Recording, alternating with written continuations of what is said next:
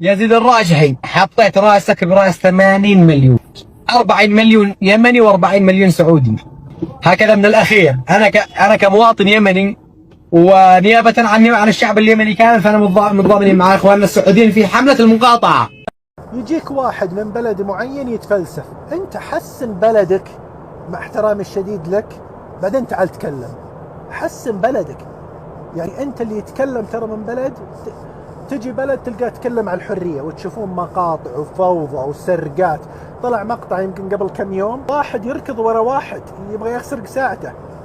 يا ساتر، وين الامن؟ ويجي يتكلم يقول والله حنا وحنا. يا حبيبي وين انتم وين حنا؟ وين انتم وين؟ ويجي واحد يقول شفهم. وين عظمى يا حبيبي؟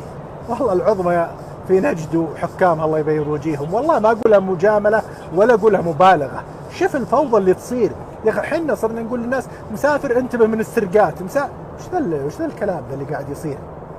يعني الحمد لله احنا فاللي يجي ينتقد من بلد معين لازم نناظره اول شيء هو ينتقد من وين. هو متقدم علينا ب100 خطوه، احنا اول شيء هذا موضوع واحد. اثنين، احنا في الطريق الصحيح، لازم الطريق يبغى له عمل عشان نوصل له، احنا في العمل فاحنا ماشيين في الخط الصحيح.